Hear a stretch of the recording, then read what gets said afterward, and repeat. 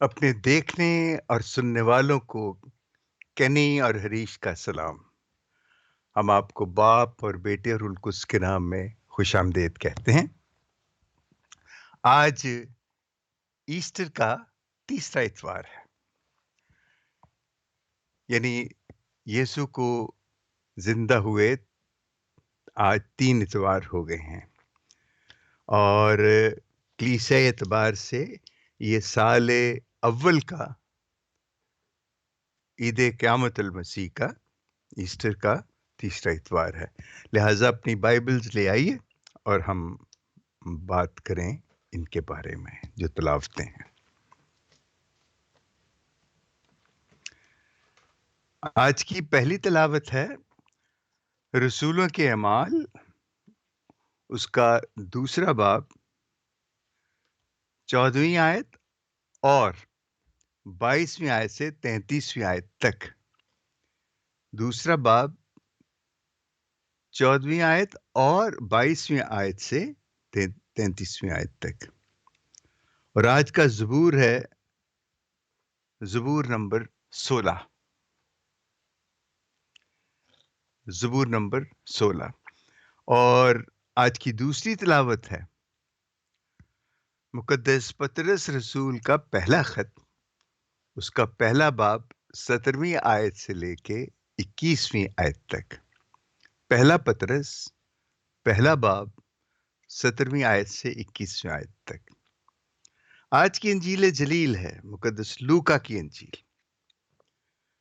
اس کا 24واں باب 13ویں آیت سے لے کے 35ویں آیت تک۔ لوکا کی انجیل اس کا 24واں باب 13ویں آیت سے لے کے 35ویں آیت تک۔ تو آئیے پہلے ہم پہلی تلاوت سنیں اور پھر ہم آگے چلیں گے۔ تو پہلی تلاوت ہے دوسرا باب، اس کی 14ویں آیت اور پھر 22 سے 33 تک۔ تب پطرس نے ان 11 کے ساتھ کھڑے ہو کر اپنی آواز بلند کی اور ان سے کہا، اے یہودی مردو اور یروشلم کے سب رہنے والو، یہ جان لو اور کان لگا کر میری بات سنو۔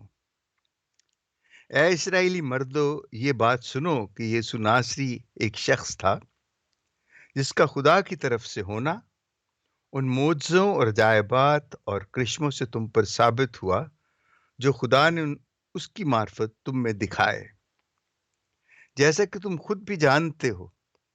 جب وہ خدا کے قائم ارادے اور علم سابق کے مطابق پکڑوایا گیا تو تم نے اسی کو بے شرع آدمیوں کے ہاتھ سے صلیب دلوا کر قتل کیا، مگر خدا نے موت کے دکھوں سے آزاد کر کے اسے زندہ کیا، کیونکہ ممکن نہ تھا کہ اس کے قبضے میں رہتا، کیونکہ داؤد اس کے حق میں کہتا ہے کہ میں ہر وقت خداوند کو اپنی نگاہ میں رکھتا رہا، کیونکہ وہ میری دہنی طرف ہے تاکہ میں جنبش نہ کھاؤں۔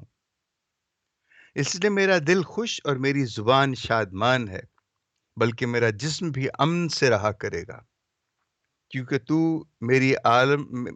تو میری جان کو عالم افضل میں نہ چھوڑے گا اور نہ تو اپنے مقدس کو سڑنے ہی دے گا۔ تو نے مجھے زندگی کی راہیں بتائیں، تو مجھے اپنے دیدار کے سبب سے خوشی سے بھر دے گا۔ اے مردو، میں بزرگ دین داؤد کے حق میں بے دھڑک کہہ سکتا ہوں کہ وہ مرا اور دفن بھی ہوا، اور کہ آج کے دن تک اس کی قبر ہمارے درمیان موجود ہے۔ لیکن وہ ایک نبی تھا اور وہ جانتا تھا کہ خدا نے مجھ سے قسم کھائی ہے کہ تیری صلب کی اولاد میں سے تیرے تخت پر ایک بیٹھے گا۔ اس نے پیش بینی کر کے قیامت المسیح کی بابت کہا کہ وہ عالم اسفل میں نہ چھوڑا گیا، نہ اس کا جسد سڑنے پایا۔ یسوع کو خدا نے زندہ کیا، جس کے ہم سب گواہ ہیں۔ بس خدا کے دہنے ہاتھ سے سر بلند کیا جا کر اور باپ سے مہودہ روح القدس پا کر اس نے نازل کیا جو تم دیکھتے اور سنتے ہو۔ کلام پاک پر پڑھا اور سنا جانا مبارک ہو۔ اے خداوند تیرا شکر ہو۔ آج کی انجیل ہے مقدس لوکا کی انجیل، اس کا 24واں باب اور 13ویں آیت سے لے کے 35ویں آیت تک۔ یہ انجیل ذرا طویل ہے، اور ہمارے ساتھ یہ ہوا ہے کہ پچھلے دنوں میں انجیلیں چونکہ بڑی طویل تھیں، تو اس اعتبار سے جب ان پہ بات چیت کی گئی تو وہ بڑا ایک طویل سلسلہ بن گیا، جس کے لیے ہم آپ سے معذرت بھی کرتے ہیں، لیکن ہمارے بس میں نہیں ہے۔ آپ کو ہمارے ساتھ برداشت کرنا پڑے گا۔ انجیل میں لکھا ہے، اور دیکھو اسی دن اس میں سے دو اماؤس نام ایک گاؤں کی طرف جا رہے تھے، جو یروشلم سے تقریباً 60 غلبہ دور ہے، اور ان سب باتوں کی بابت جو واقع ہوئی تھی آپس میں بات چیت کرتے جاتے تھے۔ اور ایسا ہوا کہ جب وہ بات چیت اور پوچھ پاچھ کر رہے تھے تو یسوع آپ نزدیک آ کر ان کے ساتھ ہو لیا، لیکن ان کی آنکھیں بند کی گئی تھیں تاکہ نہ جانے اسے نہ پہچانے۔ اس نے ان سے یہ کہا، یہ کیا باتیں ہیں جو تم راہ میں آپس میں کرتے جاتے ہو؟ وہ غمگین سے کھڑے ہو گئے، اور ان میں سے کلاوپا نامی نے جواب میں اس سے کہا کہ کیا یروشلم میں تو ہی ایک مسافر ہے، اور فقط تو ہی ان باتوں سے ناواقف ہے جو ان دنوں اس میں واقع ہوئی ہیں؟ اس نے ان سے کہا کہ کون سی باتیں؟ انہوں نے اس سے کہا کہ یسوع ناصری کی بابت، جو نبی مرد تھا اور خدا اور ساری امت کے نزدیک کام اور کلام میں صاحب قدرت تھا، جسے سردار کاہنوں اور ہمارے سرداروں نے قتل کے لیے حوالے کیا اور مصلوب کیا، مگر ہمیں تو امید تھی کہ یہی اسرائیل کو مخلصی دے گا۔ اور ان سب باتوں کے علاوہ ان واقعات کو آج تیسرا دن ہوا ہے، اور آج ہم میں سے چند عورتوں نے ہمیں حیران کر دیا ہے۔ وہ تڑکے اس کی قبر پہ گئیں اور اس کی لاش کو نہ پا کر آئیں اور بولیں کہ ہم نے فرشتوں کی رویا دیکھی جو کہتے تھے کہ وہ زندہ ہے، اور بعض نے ہمارے ساتھیوں میں سے قبر پر جا کر جیسا کہ ان عورتوں نے کہا تھا ویسا ہی پایا، مگر اسے نہ دیکھا۔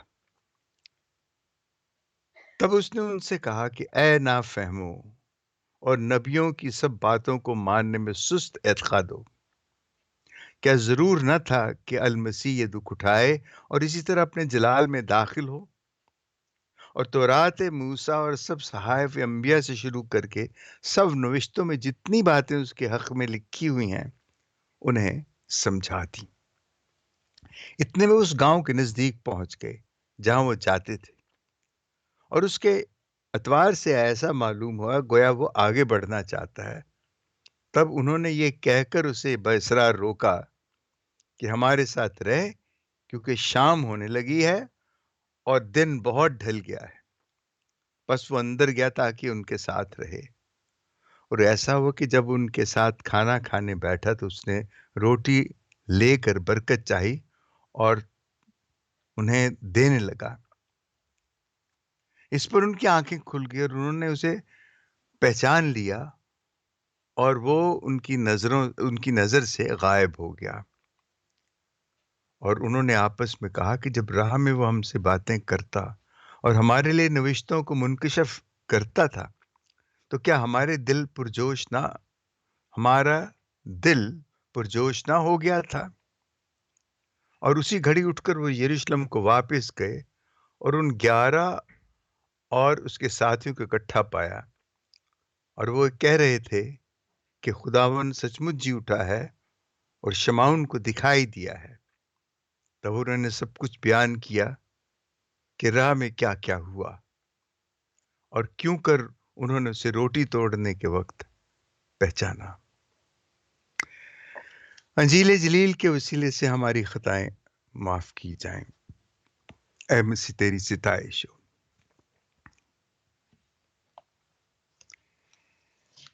آج کی انجیل اور آج کی جو پہلی تلاوت جو ہم نے سنی ہے، یہ یسوع کے جی اٹھنے کے بعد کی، اور خاص طور پہ رسولوں نے جب پطرس آ کے تو لوگوں سے جب مخاطب ہوتا ہے، یہ وہ وقت تھا کہ جب وہ عید فصح کا دن تھا. یہ عید فصح کے بعد بھی پینتیکوست کی عید کی زمانے کی بات ہے، وہ دن تھا. اور اس وقت ہم ابھی وہ تو نہیں منا رہے نزول روح القدس، لیکن یہ جو ہے پہلی تلاوت وہ اسی حوالے سے ہے کہ وہ روح القدس سے بھر گئے، اور پطرس نے وہاں پہ پھر اسرائیلیوں کو اور وہاں جو لوگ موجود تھے ان سے اس نے گفتگو کی، اور اس نے کہا کہ وہ جی اٹھا ہے. دیکھیے، اس پہ تو ہم بات کرتے ہی رہتے ہیں، اور ہم مسیحی ہیں. ہمارا ایمان ہی اس لیے ہے، ہمارے ایمان کی بنیاد ہی یہ ہے کہ ہم زندہ یسوع پر، زندہ خدا پر ایمان رکھتے ہیں. وہ جی اٹھا ہے، وہ مرا، 3 دن قبر میں رہا، اور تیسرے دن وہ مردوں میں سے جی اٹھا. یہ ہمارے ایمان کی بنیاد ہے. اگر ایسے نہیں ہے تو پھر ہمارا ایمان جو ہے وہ بیکار ہے. یہ پولس رسول ہمیں کہتا ہے.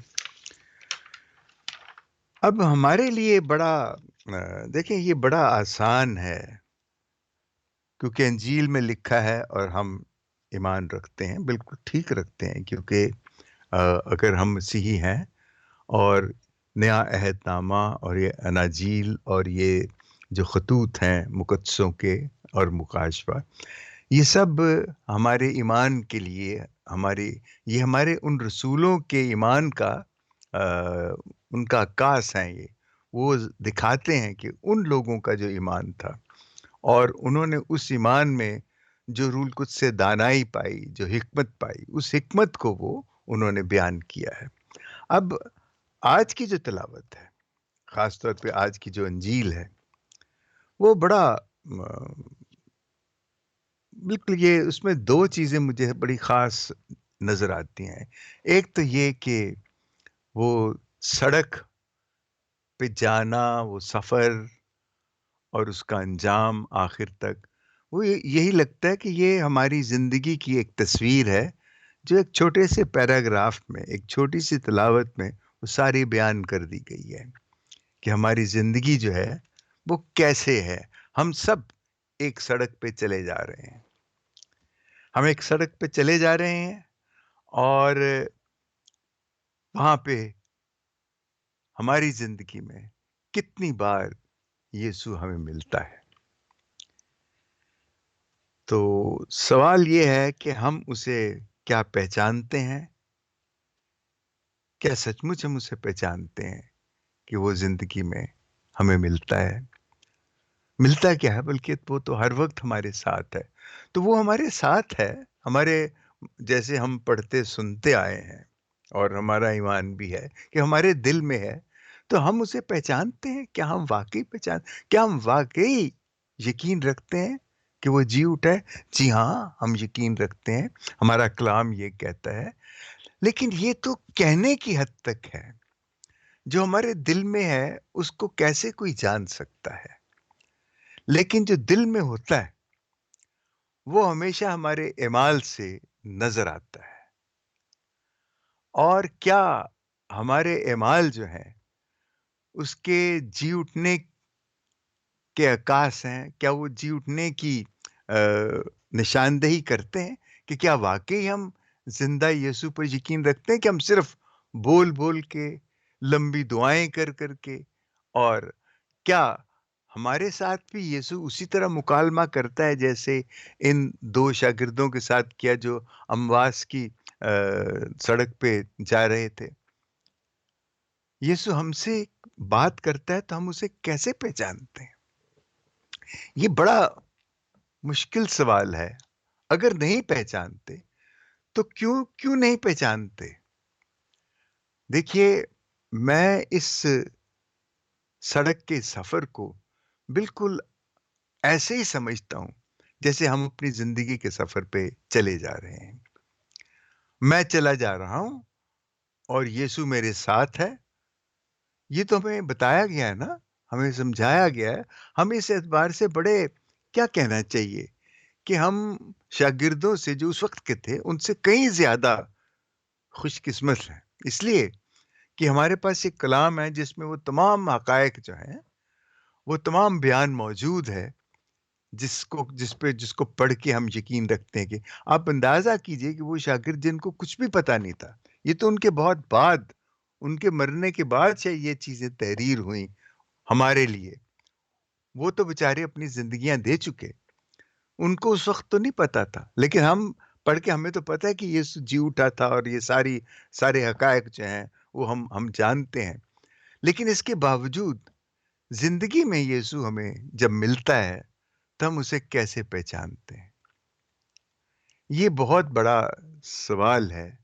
اور اگر ہم اسے پہچان لیتے ہیں تو کیا ہوتا ہے؟ دیکھیں، وہ دونوں بھی جو تھے شاگرد، وہ بھی یہی بتاتے ہیں یسوع کو کہ ہم تو سوچتے تھے کہ یسوع جو ہے وہ اسرائیل کو مخلصی دے گا. ہم بھی بالکل بعین ہی یہ سمجھتے ہیں کہ یسوع ہماری تمام تکلیفوں کو دور کر دے گا. اب مشکل یہ ہے کہ وہ یسوع کو نہیں پہچانتے کیونکہ وہ یہ خیال لیے ہوئے چلے جا رہے تھے اور افسوس کر رہے تھے کہ اب ان کو مخلصی، ان کو رہائی نہیں ملے گی، ان کو نجات نہیں ملے گی. اور ہم جب یسوع کو ملتے ہیں، جب راستے میں ملتے ہیں، جب ہمیں تکلیف ہو تو ہم پورا وہ ایک پنڈورا باکس کھول لیتے ہیں، تمام وہ شاپنگ لسٹ، اپنی تمام تکلیفیں، دکھ، بیماریاں، بے روزگاریاں، غربت اور ناانصافیاں، وہ ہم اس کے سامنے رکھتے ہیں. یسوع نے ان کو کہا، جب انہوں نے کہا نا کہ ہم تو یہ سمجھتے تھے کہ وہ اسرائیل کو مخلصی دے گا، اس نے کہا نافہمو. یسوع ہمیں بھی کہتا ہے اے نافہمو. ہم اپنے دکھ درد لے کے یسوع کے پاس چلے جاتے ہیں تو وہ کیا ہماری سنیں؟ اب دیکھیے، ہمیں ہمارے رہنماؤں نے، ہمارے مذہبی رہنماؤں، میں کسی کے ساتھ کوئی مقابلہ نہیں کر رہا کہ وہ کیا ہے اور ہم کیا ہیں. انہوں نے ہمیں یہ سکھایا ہے کہ یسوع سب دکھ دور کر دیتا ہے، یقیناً دور کر دیتا ہے، لیکن طریقہ نہیں انہوں نے ہمیں بتایا.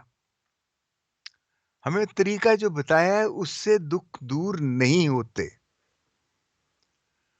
ہمیں زبردستی نیک بننے کی تلقین کی جاتی ہے. ہمیں دعائیں، روزہ رکھنا اور عبادتوں میں شریک ہونا اور زبور گانا، یہ ہمیں بڑی شدت سے سکھایا جاتا ہے. لیکن جو چیز واقعی ہمیں مخلصی دے سکتی ہے، اس پہ نہ تو وہ خود کچھ کرتے ہیں نہ ہمیں سکھاتے ہیں.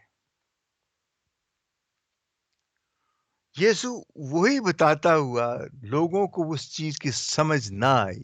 وہ تمام سردار، کائن، فقی، فریسی، لیکن وہ جانتے تھے. انہوں نے کہا ہو اس کو ختم کرو ورنہ یہ تو لوگوں کو بتا دے گا کہ یہ رہائی کیسے حاصل کی جا سکتی ہے. یہ تو بتا دے گا کہ سچ کیا ہوتا ہے. یہ تو بتا کیا دے گا، کر کے دکھائے. اس نے کر کے دکھایا، سچ دکھایا، انصاف کو اس نے دکھایا کہ دیکھو یہ انصاف میرے ساتھ ہو رہا ہے، یہ کیسا انصاف ہے. اس نے بتایا کہ یہ ہے محبت کی انتہا جو ہے، یہ ہے. اور اس محبت کی انتہا ہی کے بعد، اس قربانی کے بعد ہی آپ کو آزادی مل سکتی ہے. اور یہ آزادی جو ہے، وہ آزادی یہ کہ تمام انسان برابر ہیں. یہ انسانوں کی ہمواری جو ہے، انسانوں کا ایک ہونا، یہ اس کے لیے بڑی قربانی دی جانے. لیکن میں کسی سے گلہ نہیں کرتا کیونکہ میں خود بھی نہیں وہ کرتا، تو میں کسی کو کیا کہوں. لیکن مجھے یہ حقیقت کا پتہ ہے، یہ میں جانتا ہوں کہ جب تک وہ جو ہمیں سب کچھ بتاتے ہیں دعاؤں کے بارے میں، ایمان کے ان بھیدوں کے بارے میں، جب تک وہ اپنی جان محبت میں دینے کے لیے تیار نہیں ہوتے، خدا کی بادشاہت قائم نہیں ہوگی. ہمارے دکھ آپ دیکھیے، دنیا میں دیکھیں، اپنے ملک میں ہم کیوں بھاگ کے اپنے ملک سے ان ملکوں میں آتے ہیں؟ کیوں ہم یہاں آتے ہیں؟ حالانکہ یہاں کوئی اتنا بڑا فرق نہیں ہے، لیکن ایک فرق ہے کہ یہاں پہ زبردستی انصاف کو قائم کیا جاتا ہے. چاہے یہاں بھی بہت ناانصافی ہے، یہاں بھی تعصب ہے، یہاں بھی بہت سی ایسی بری چیزیں ہیں، لیکن اس کے باوجود ایک عام انسان کے لیے وہ بنیادی سہولتیں موجود ہیں، وہ تحفظ موجود ہے، اس لیے ہم بھاگ بھاگ کے یہاں آتے ہیں۔ اور ہمارے اپنے ملکوں میں، جن کو ہم تیسری دنیا کہتے ہیں، جہاں اتنا مذہب ہے، جہاں دن رات خدا کا نام لیا جاتا ہے، آپ میں جیسے پہلے کئی دفعہ کہہ چکا ہوں، ہماری جو مسیحی بستیاں ہیں وہاں گھر گھر میں گرجے ہیں، اور ہر گھر سے صبح زبوروں کی آواز آتی، بعض دفعہ سمجھ نہیں آتی کون سا زبور کون گایا جا رہا ہے، اتنے زبور گائے جاتے ہیں۔ اور یہ سب چیزیں جو ہیں، اس کے ہوتے ہوئے بھی ہم ابھی تک خدا کے ساتھ اپنا رشتہ نہیں جوڑ سکے، کیونکہ خدا کا رشتہ جوڑنے کے لیے وہ تو بہت بڑی قربانی کی ضرورت ہے، اور وہ قربانی ہمیں نہیں سکھائی جاتی، وہ قربانی ہمیں نہیں، ہم خود بھی نہیں کرتے، ہمارے پاس وسائل ہی نہیں ہے کہ ہم وہ قربانی، لیکن وسائل کی بات نہیں ہے یہاں پہ، یہاں اس دل کی بات ہے، اس ارادے کی بات ہے جو یسوع آپ کے دل میں بیٹھ کے وہ ارادہ پیدا کرتا ہے۔ میں یہاں بیٹھ کے بڑی باتیں کر سکتا ہوں، لیکن خود میں بھاگا ہوا ہوں، میں بھاگ آیا ہوں، میں وہ نہیں برداشت کر سکا جو وہاں پہ تھا، اور جس طرح کی ناانصافی وہاں تھی، جیسی ناانصافی کی گئی، وہ چیزیں الگ ہیں۔ لیکن اس کے باوجود مجھے نظر تو آ رہا ہے کہ اصل میں وہ چابی کیا ہے؟ وہ چابی خدا خدا کی بادشاہت، خدا کی بادشاہت ہم اتنی دفعہ یہ اصطلاح استعمال کرتے ہیں، لیکن ہمیں صرف یہ 5 الفاظ ہم کہہ کے تو ہم سوچتے کہ ہمیں سب کچھ سمجھ آ گئی ہے، لیکن اس کو عملی جامہ نہیں پہنایا گیا، نہ پہنایا جاتا ہے، نہ پہنایا جائے گا، مجھے نظر آ رہا ہے، کیونکہ ہم مرنے کے لیے تیار نہیں ہیں۔ آج مسیحیت کیوں ہے؟ یہ وہ دونوں شاگرد اور ان جیسے وہ جو باقی کے تھے، جو 11 تھے، وہ سب انہوں نے اپنی جانیں قربان کی، اپنے آپ کو قربان کیا، اور ہزاروں لاکھوں لوگوں نے اپنے آپ کو قربان کیا۔ اب یہاں دیکھیں، انجیل سے ہمیں یا خطوط سے یہی پتہ لگتا ہے کہ انہوں نے اپنے آپ کو قربان کر دیا، کیا جی، کہ یسوع خدا کا بیٹا ہے، یسوع خدا ہے، اور جو دوسرے تھے وہ کہتے تھے ہمارے دیوتا بڑے ہیں، یہ غلط بات کر رہے ہیں، لہٰذا ان کو قتل کر دو۔ ایسے نہیں ہے، میں نہیں مانتا کہ اتنی سیدھی سی بات کے لیے اتنے لاکھوں لوگوں کو قتل کیا گیا، کیونکہ وہ جن کو قتل کیا گیا، جن کو شہید کیا گیا، جن کو ہم مقدس کہتے ہیں، انہوں نے انصاف کے لیے اپنی جانیں دی ہیں، سچ کے لیے اپنی جانیں دی ہیں، محبت کے لیے اپنی جانیں دی ہیں، جو آج کی دنیا میں، وہ کیا ڈاکٹر فاؤ تو ہو سکتی ہے، مدر ٹریزا ہو سکتی ہے، یہ آج کی دنیا کی باتیں، میں اور آپ نہیں ہو سکتے، شاید ہمارے پاس وہ دل نہیں ہے، اور یہ دنیا جو ہے ہمیں مخلصی نہیں ملے گی۔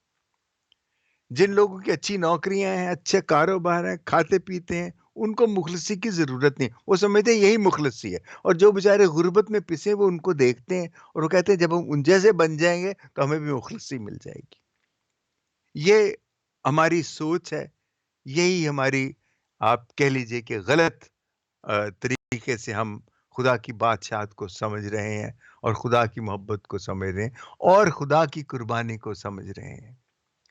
بڑا مجھے، بس میں بہت کئی دفعہ مایوس ہو جاتا ہوں، مجھے لگتا ہے کہ بس میں اسی مایوسی میں مر جاؤں گا، اور بہت سے بھی اسی مایوسی میں مر جائیں گے، اور وہ دنیا جو آج بھی اور اس وقت ہمارے ملک میں جس حد کی مہنگائی ہے، جیسے لوگ اپنی غربت میں زندگی گزار رہے ہیں، خدا کی پناہ، اور ہم خدا کی بادشاہت، اور ہم ایمان کی بات کرتے ہیں، یسوع کے جی اٹھنے کی بات کرتے ہیں، اور ہم خوشیاں مناتے ہیں کہ یسوع زندہ ہو گیا، لیکن وہ لوگ تو پس رہے ہیں، مر رہے ہیں، ان کو کیا پتا کہ یسوع زندہ ہو گیا؟ اگر ہو گیا تو ان کی صحت پہ کیا اثر پڑا ہے، ہماری صحت پہ کیا اثر؟ ہم تو اسی طرح کی گفتگو کر رہے ہیں، باتیں کر رہے ہیں، ہمیں بہت پتا ہے، لیکن ہمیں کچھ بھی نہیں پتا۔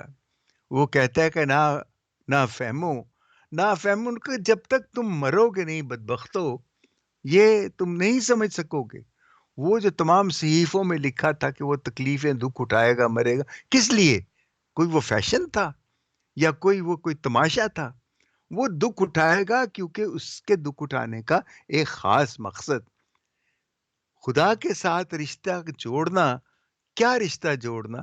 کہ جب ہم تیار ہو جاتے ہیں خدا کی بادشاہت قائم کرنے کے لیے، مرنے کے لیے تیار ہو جاتے ہیں، اس وقت ہمارا رشتہ خدا سے جڑ جاتا ہے، اس وقت ہم یسوع کے ساتھ جڑ جاتے ہیں۔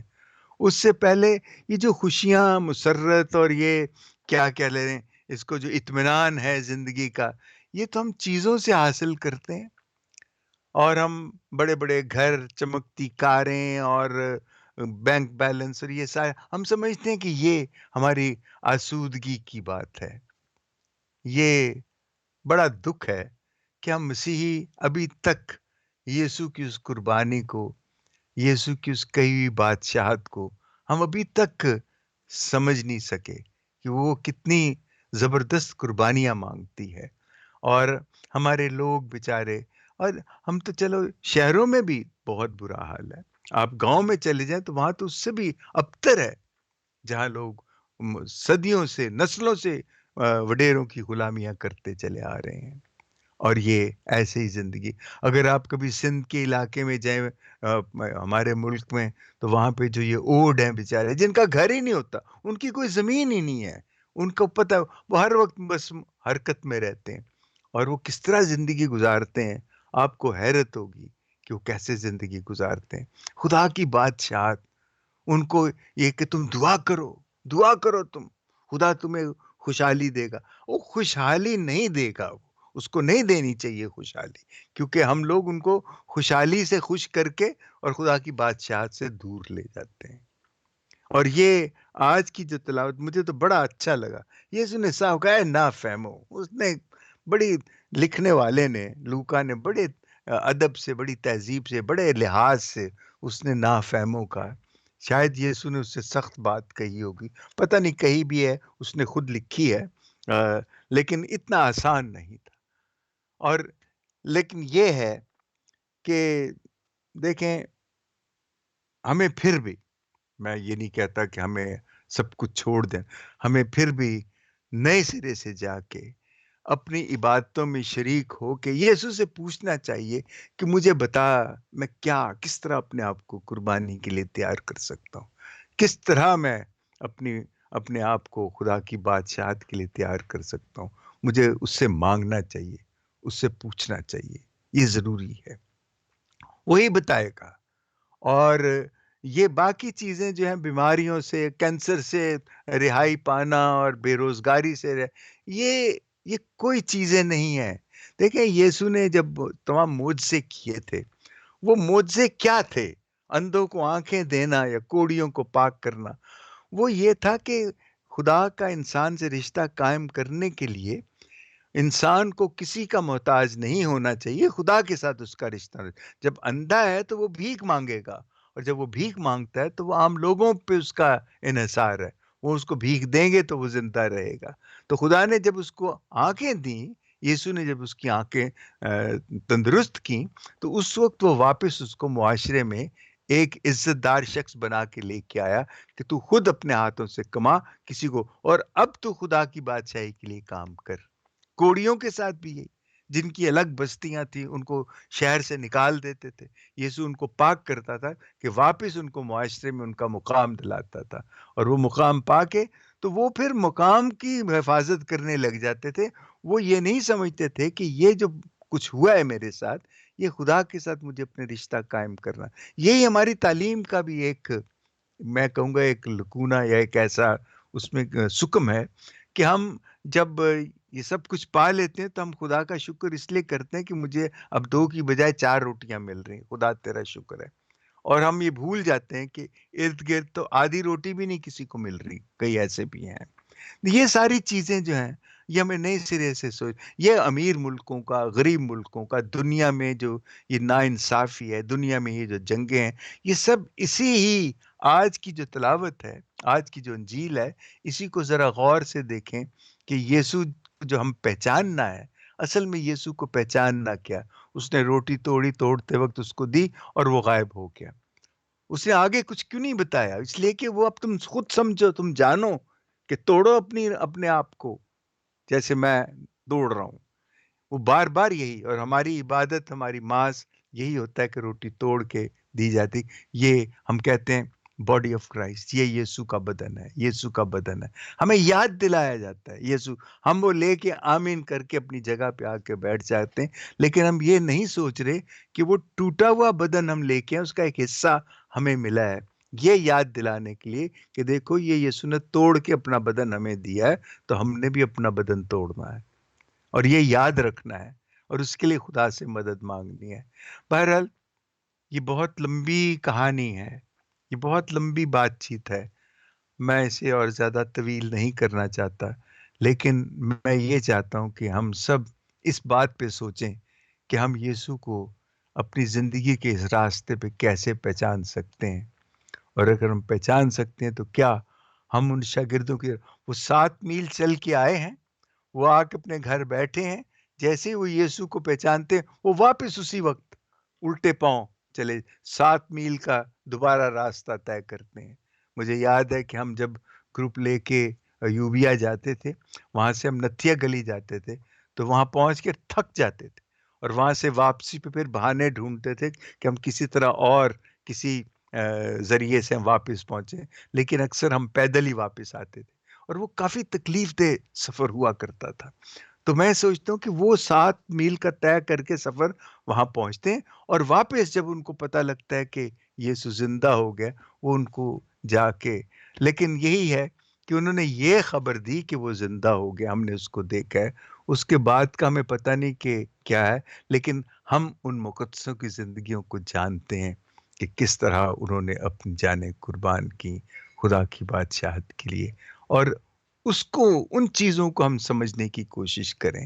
ایمان تو ہمیں ملے گا ہی اس وقت جب ہم ان تمام چیزوں کو سمجھ سکیں گے۔ آمین۔ باپ اور بیٹے اور ان کو اس کے نام میں آمین۔